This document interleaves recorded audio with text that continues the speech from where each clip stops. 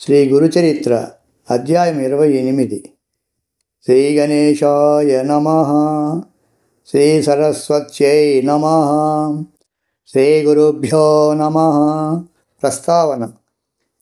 వేగం వలన వైరాగ్యము, తీవ్ర ముముక్షత్వము కలిగి పూర్వపాపాల నుండి ప్రాయశ్చిత్తం ద్వారా విముక్తి పొందాలన్న స్వచ్ఛాతాపం కలుగుతుంది.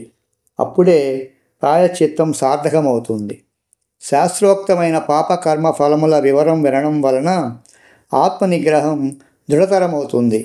శ్రీగురుడు అందుకే కర్మ విపాకం ఉపదేశించాడు అని. మానసిక భస్మము అనగా పాపాలను భయపెట్టున్నది.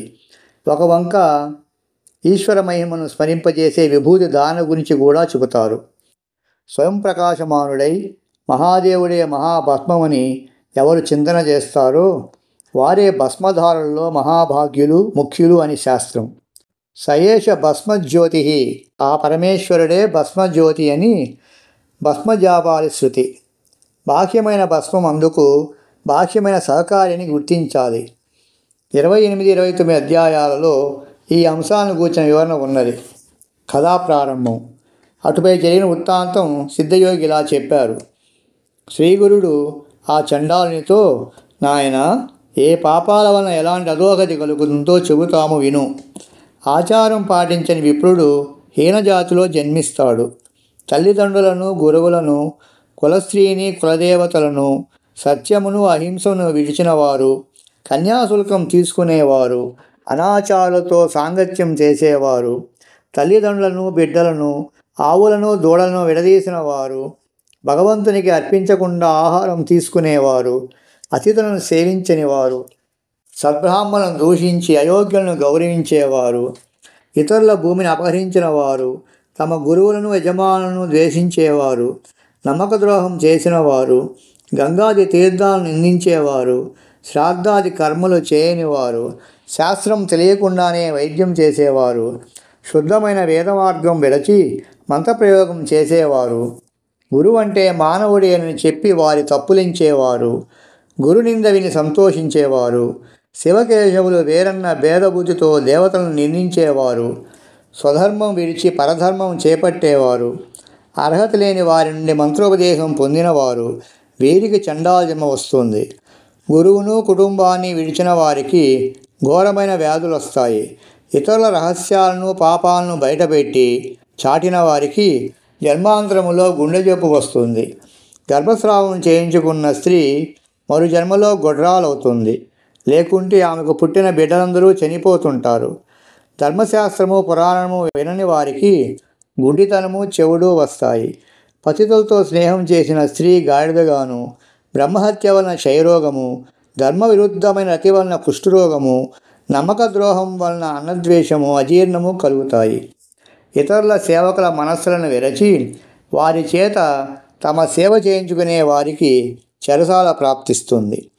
పుణ్యకర్మలను నిరసించేవారు, వారి మాటలు నమ్మినవారు, ప్రజాహితకరములైన చెరువులు, బావులు, తోటలు, మార్గాలు, యజ్ఞాలను ధ్వంసం చేసేవారు, ఏకాదశి మొదలగు వ్రతాల్లో పగలు భుజించేవారు, దానమిచ్చి దాన్ని తిరిగి స్వీకరించేవారు, ఇచ్చిన మాట తప్పేవారు, పరధర్మం అనుష్ఠించేవారు, తమ పుణ్యాలు ఇతరుల పాపాలు ఏకరువు పెట్టేవారు, ధాంబికుడు, దుస్సంగుడు, యంత్రమంత్రాలతో ఇతరులను చంపేవారు, కర్మభ్రష్టులు, ఇతరులకు సంతాపం కలిగించేవారు, మరణించాక యమలోకంలో సూక్ష్మ శరీరంతో శిక్షలను అనుభవించి తర్వాత చండాల యోనుల్లో జన్మిస్తారు. నామధారకుడు, స్వామి, నాకు ఒక సందేహం ఉన్నది, కానీ కథకు అంతరాయం అని అడగడానికి సందేహిస్తున్నాను అన్నాడు. సిద్ధుడు, నీవు అడగడం వలన కలిగే అంతరాయం కంటే మనస్సులోని సందేహం వలన నీ శ్రద్ధ చలించే ప్రమాదమే ఎక్కువ కనుక సందేహ నివృత్తి చేసుకోవడమే శ్రేష్టం అన్నారు. అప్పుడు నామధారకుడు, స్వామి, మరణం తర్వాత పూర్వ కర్మ ఫలాన్ని యమలోకములో ఒకసారి అనుభవించాక మరుజన్మలో చండాల యోనిలో జన్మించి మరొకసారి అనుభవించడం సమంజసమా అన్నాడు. అందుకు సిద్ధుడిలా వివరించాడు.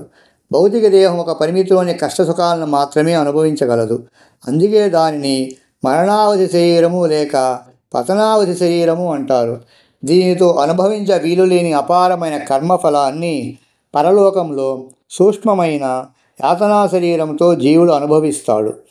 భౌతిక శరీరంతో అనుభవించవలసిన వాటిని మరలా జన్మించి అనుభవిస్తాడు.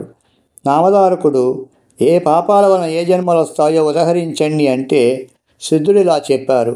ఏమి చేస్తే చండా జన్మ కలుగుతుందో కొంత చెప్పాను.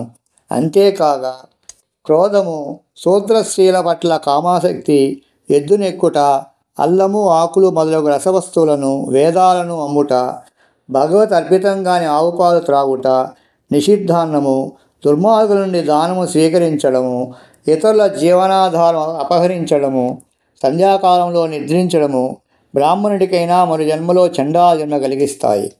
యమలోకములో అనుభవించే శిక్షలు 8,40,00,000. వీటిలో ప్రధానమైనవి 21. పాపి మరణించగానే యమభటులు వాడి ప్రాణాలను యాతనా శరీరంలో బంధించి అడుగుబెట్ట వీలులేని భయంకర మార్గంలో తీసుకుపోతారు. వాడు ఆకలి దప్పుల వలన నడవలేక నడుస్తుంటే యమభటులు వాణ్ణి భయపెడతారు. వాడు మూర్ఛపోతే వాణ్ణి లేపి చీము నెత్తులు ప్రవహించే వైతరణి నదిలో ముంచుతూ లాక్కుపోతారు. ఇలా యమలోకములో శిక్షను అనుభవించాక వాడు భూమిపై జన్మిస్తాడు. లేక వాసనాబలం వలన భూతంగానో ప్రేతంగానో ఉండి శిక్షను అనుభవిస్తాడు. గురుద్రోహి విప్రులను పరాభవించిన వాడు బ్రహ్మరాక్షసులవుతారు. ఈయనను సేవిస్తే గాడిదగాను, అతిథిని విడిచి భుజిస్తే కోడిగాను, ద్రవ్యాపహారి ఒంటెగాను, ఫలపత్రాలు దొంగిలిస్తే కోతిగాను, తేనె దొంగిలిస్తే పక్షిగాను, మాంసం అపహరిస్తే గ్రద్దగాను, అన్నం అపహరిస్తే మిడతగాను, జలం అపహరిస్తే చాతక పక్షిగాను, ధాన్యం అపహరిస్తే మిడతగాను, విషం అపహరిస్తే తేలుగాను జన్మిస్తారు. స్వర్ణాపహారి క్రిమి కీటకాదులుగానో పక్షిగానో పుడతాడు. గడ్డి దొంగిలిస్తే పశువుగాను, మంత్రరహితంగా భుజిస్తే కాకిగాను, మిత్రద్రోహి గ్రద్దగాను జన్మిస్తాడు. బ్రహ్మహంతకుడు శైరోగిగాను, గ్రంథచోరుడు గుడ్డిగాను, ఘనార్ధచోరుడు గండరోగిగాను, పరద్రవ్యాపహారి సంతానహీనుడుగాను, వస్త్రచోరుడు చర్మరోగిగాను అవుతారు. అసత్యం ఆడేవాడు, ఆహారం దొంగిలించేవాడు గుల్మరోగులవుతారు. నూనె అపహరిస్తే సుఖరోగము, విశ్వాసఘాతకునికి వాంతులు, దైవధనం అపహరిస్తే పాండురోగము వస్తాయి. రోగాలన్నీ పాప ఫలితాలే. పరస్త్రీ గమనం వలన 100 జన్మలు కుక్కగా పుడతాడు. పరస్త్రీ భగదర్శనం వలన గుడ్డితనము, బంధుభార్య గమనం వలన గాడిద పాము జన్మలు, పరస్త్రీ ఆలింగనం వలన గుండెపోటు కలుగుతాయి. నామధారకుడు శ్రద్ధగా విని, స్వామి, ఇదివరకు తెలుసో తెలియకో పాపము చేస్తే దానిని పోగొట్టుకునే ఉపాయమే లేదా అన్నాడు. అందుకు సిద్ధుడు, త్రివిక్రమ భారతికి కూడా ఈ సందేహమే కలిగింది. ఆయన అడిగితే శ్రీగురుడు ఇలా చెప్పారు, నాయన, నిజమైన పశ్చాత్తాపమే అందుకు మొదటి మెట్టు. అటు తర్వాత వెనుక తాను ఆ చేసిన పాపానికి ప్రాయశ్చిత్తం చేసుకొని తప్పును సభలో ఒప్పుకొని సభ విధించిన శిక్షను అనుభవించాలి. తగిన కృత్యాది వ్రతాలు ఆచరిస్తే పాపం నశిస్తుంది. అలా చేయడానికి తగిన శక్తి లేకుంటే గోదానం వలన కానీ లేక గోవు యొక్క వెలను దానం చేయడం వలన కానీ పాపం పోతుంది. 10 స్నానాలు, 200 ప్రాణాయామాలు, సువర్ణదానాల వలన కొంత పాపం నశిస్తుంది. సద్గురు సేవలన మాత్రం మహాపాపాలు కూడా ముఠుమాయమవుతాయి. అంతటి సాధనము మరొకటి లేదు. ప్రాజాపత్య కృత్యం అంటే మొదటి 3 పగళ్ళు, తర్వాత 3 రాత్రుల యందు మాత్రమే భుజించాలి. తర్వాత 3 రోజులు ఆయాచితంగా వచ్చినదే భగవత్ప్రసాదంగా తింటూ ఉపవసించాలి. మరి 3 రోజులు పూర్తి ఉపవాసం చేయాలి. 10,000 గాయత్రీ జపము, అందులో 10వ వంతు గాయత్రి హోమము చేసి 12 మంది బ్రాహ్మణులకు భోజనము పెట్టి గోదానము కానీ లేక గురివింజ ఎత్తు బంగారం కానీ దానం ఇవ్వాలి. శుక్ల పాడ్యమి నాడు ఒక ముద్దతో మొదలుపెట్టి పూర్ణిమ వరకు రోజు ఒక ముద్ద పెంచుకుంటూ రావాలి. పౌర్ణమి నాడు 15 ముద్దలు భుజించాక మరలా రోజుకు ఒక ముద్ద తగ్గించుకుంటూ వచ్చి అమావాస్య నాడు ఉపవసించాలి. ఇలా చంద్రకళను అనుసరించి భుజించడం చాంద్రాయన వ్రతం అంటారు. అసలు పగలు 12, రాత్రి 15 ముద్దలు తీసుకొనడమే ఆరోగ్యానికి మంచిది. స్వల్ప భోజనము లేక పాలు మాత్రమో మాసం సేవిస్తే పాపశుద్ధి కలుగుతుంది. మారేడు దళాలు, రావి మండలు, పద్మాలు మొదలగు నీటిలో వేసి స్నానం చేస్తే కొంత పాపం నశిస్తుంది. గంగా స్నానము, రామేశ్వరంలో సముద్ర స్నానము, పుణ్యక్షేత్రంలో అనుష్ఠానము వలన కూడా పాపాలు నశిస్తాయి. 1,00,000 గాయత్రి జపం వలన మద్యపాన దోషము, 1,00,000 గాయత్రి వలన బ్రహ్మహత్యా పాపము, 7,00,000 జపం వలన స్వర్ణం దొంగిలించిన పాపము పోతాయి. సర్వపాప నాశనానికి పావమాన సూక్తం 610, ఇంద్రమిత్రము అనే 2 సూక్తాలతోనూ, కస్యశూనమనే సునశ్శేప సూక్తాలతోనూ, శమ్న ఇంద్రాగ్ని అని శాంతి సూక్తాలతోనూ, త్రిసుపర్ణం, పౌరుషం, నాచికేతం, అఘమర్షణం అనే సూక్తాలతోనూ ఒక 6 నెలలు వేదపారాయణం చేస్తే మహాపాపాలు కూడా తొలగుతాయి. సర్వపాప శాంతి కోసం దర్భసహితమైన తీర్థాన్ని, పంచగవ్యాన్ని అనగా ఆవు యొక్క పంచితము, పాలు, పెరుగు, వెన్న, నేయి వీటిని స్వీకరించాలి. భార్యాభర్తలిద్దరూ పాపం చేస్తే ఇద్దరూ ప్రాయశ్చిత్తం చేసుకోవాలి. స్వయంగా పాపం చేయకపోయినా, పాపుల సహవాసం చేసినా కూడా ప్రాయశ్చిత్తం అనుభవించాలి. నామధారక, నిండు కళ్ళు ముంతను ఎంతకాలం గంగానదిలో పెట్టినా ముంతలోని కళ్ళు బయటకు, నీళ్లు ముంతలోకి ఒక్క చుక్కైనా ఎక్కవు. అలానే భగవంతునిపై భక్తి లేకుండా ఎన్ని ప్రాయశ్చిత్తాలు చేసుకున్నా పాప విముక్తి కలగదు.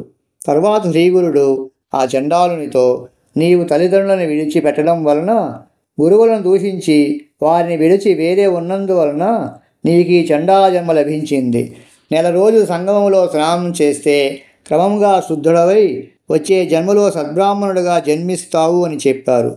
అప్పుడు ఆ చండాలుడు, స్వామి, మీ కటాక్షమనే గంగా ప్రవాహం వల్ల నేను పాప విముక్తుడనయ్యాను.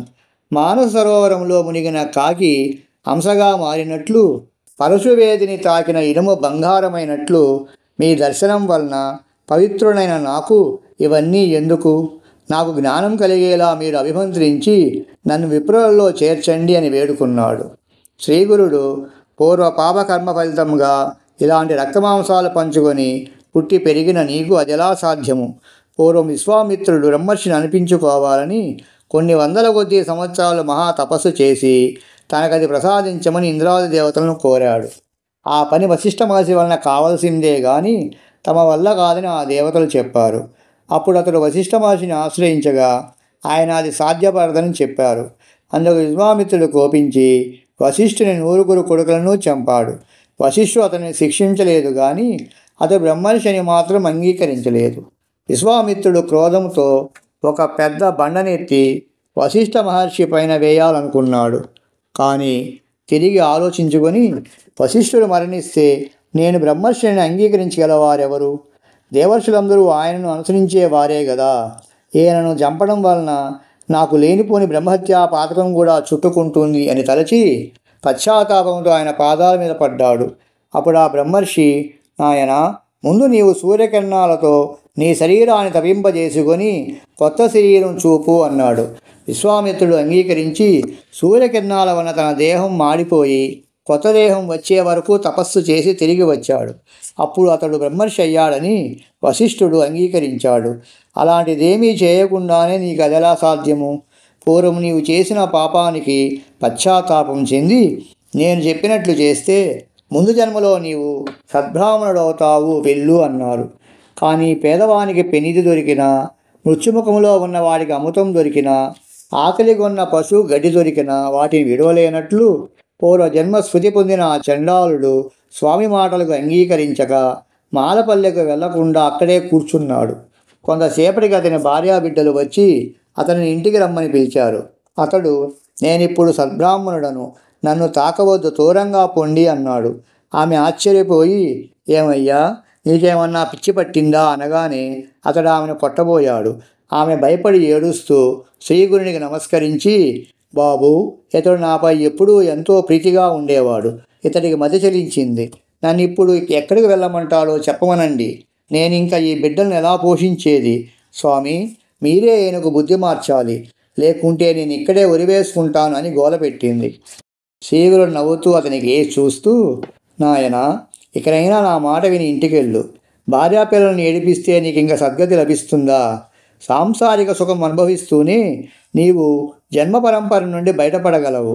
లేకుంటే ముందే పెళ్లి చేసుకోకుండా ఉండవలసింది. సూర్యచంద్రుల సాక్షిగా పెళ్లి చేసుకున్న దాన్ని విడిచిపెడితే నీకు మహాపాపం వస్తుంది అన్నారు. అతడు చేతులు కట్టుకొని, స్వామి, నేను సద్బ్రాహ్మణుడన్న జ్ఞానం కలిగాక అలా చేయడం నాకెలా సాధ్యం అన్నాడు. శ్రీగురుడు నవ్వుకొని ఇతని వంటి మీద నున్న విభూతి తొలగిస్తే గాని ప్రయోజనం లేదు అని తలిచారు. ఆయన ఒక శిష్యుని పిలిచి ఒక శ్రీమంతుడు పిసినారి అయిన బ్రాహ్మణుని తీసుకురమ్మని పంపారు. అతడు ఆ గ్రామానికి వెళ్ళి ధనాసుతో వాణిజ్యం చేసుకుంటున్న ఒక పిసినారి బ్రాహ్మణుని తీసుకొచ్చారు. అతడితో, స్వామి, నాయన, నీవు ఇతనికి స్నానం చేయించు, అప్పుడు ఇతనికి తిరిగి తన కుటుంబంపై మమకారం మేలుకుంటుంది అని ఆదేశించారు. వెంటనే ఆ వ్యక్తి కుండతో నీళ్లు తెచ్చి పూర్వజన్మ స్మృతి పొందిన ఆ చండాలుని తలపై కుమ్మరించాడు. అతని వంటిపైన విభూతి కొట్టుకొని పోయిన వెంటనే అతడు ముందు జరిగినదంతా మరచిపోయి భార్యాబిడ్డలతో, ఇంతకుముందు కొద్దిసేపు నాకు మతిపోయినట్లయింది, ఇంతకు మీరందరూ ఇక్కడికి ఎందుకు వచ్చారు? నేను ఒంటరినన్న భయం మీకెందుకు? ఇది పగలే కదా అన్నాడు. వారు జరిగినదంతా చెప్పారు. అతడు వారితో కలిసి ఇంటికి వెళ్ళాడు. ఆ సన్నివేశమంతా చూచిన వారు ఆశ్చర్యపోయారు. అదంతా చూచి విస్తుపోయిన త్రివిక్రమ భారతి, స్వామి, మీరు అతనికి ప్రసాదించిన జ్ఞానం క్షణంలో ఎలా పోయింది అని అడిగాడు. శ్రీగురుడు నవ్వి, అతడికి ఆ భస్మం వలన జ్ఞానం కలిగింది, అది కడిగివేయగానే తొలగిపోయింది. భస్మ మహిమ అలాంటిది, కాబట్టే శివుడు దానిని తరిస్తాడు. దానికి తోడు ఆ భస్మానికి మహాత్ముల స్పర్శ ఉంటే మరింత ప్రభావితమై బ్రహ్మజ్ఞానాన్ని కూడా ప్రసాదించగలదు అన్నారు. అప్పుడు త్రివిక్రమ భారతి భస్మ మహిమ గురించి వివరించవలసినదిగా శ్రీగురుణ్ణి ప్రార్థించాడు. శ్రీదత్తాయ గురవే నమః. శ్రీ శ్రీపాద శ్రీవల్లభాయ నమః. శ్రీ నృసింహ సరస్వత్యై నమః.